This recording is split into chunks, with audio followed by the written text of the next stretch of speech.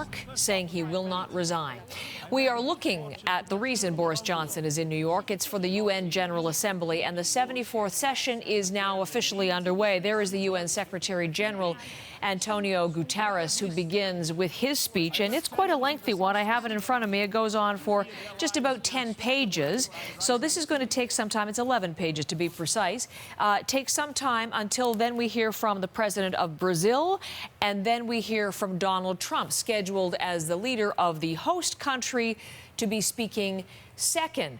Watching live shots as the delegations arrive, some 200 over the course of this week for the 74th session. And you can imagine what security is like outside for all of those world leaders and their delegations arriving. There is one people are going to be wanting to hear from as well.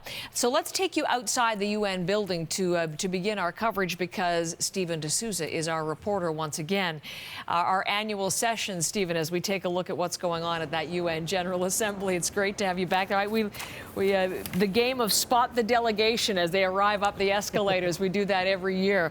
Donald Trump, as I said, the second of the presidents to speak, and we get that maybe this hour, maybe into next hour. What do we expect to hear from him, Stephen?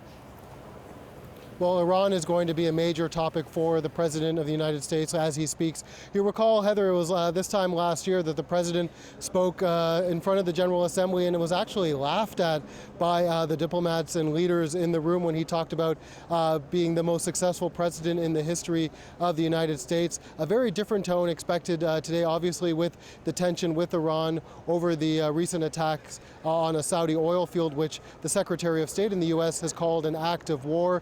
Expecting to hear Donald Trump walk a line between his unilateral strategy of maximum pressure on Iran with sanctions, trying to get them to comply after pulling out of the Iran nuclear deal, but also appealing to other countries in a multilateral approach, appealing to other countries to apply pressure on Iran to come to the table. And we saw a little bit of that yesterday when key American allies, the UK, Boris Johnson, as well as France and Germany, issuing a statement condemning Iran for the attacks on the Saudi Arabian oil field, saying that they were responsible, though not saying that they directly carried out the attack.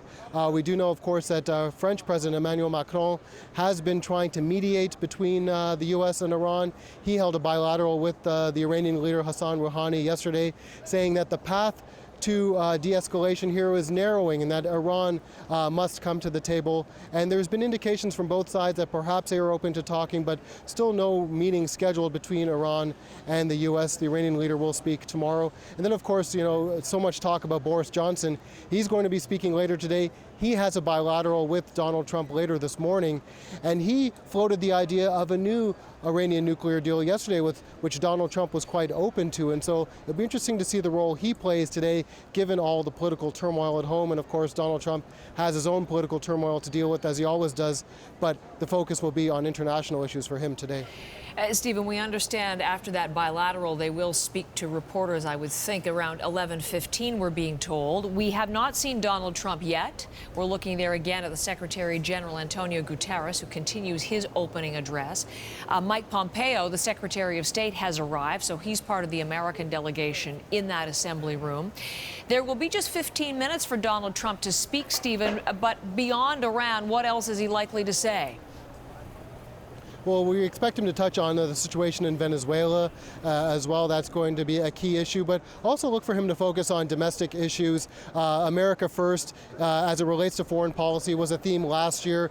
And as well, of course, this year he's going to be focusing on a domestic audience, because obviously he has an election coming up. And we'll also be looking for all the bilaterals. You mentioned, of course, the meeting with the UK. He has a number of those, as well as a reception for world leaders later today. So as much as what happens on the floor of the General Assembly, there's also a lot happening behind the scenes. And I can give you a preview slightly of what the Secretary General is going to say. He is going to touch on Iran and the U.S. briefly, saying that he wants countries to be reasonable.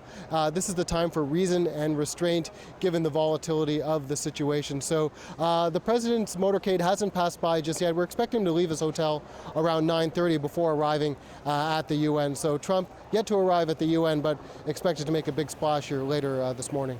Okay, Stephen, thank you very much. Looking forward to the coverage. Our first conversation with Stephen D'Souza outside the UN General Assembly as the Secretary General continues his address inside.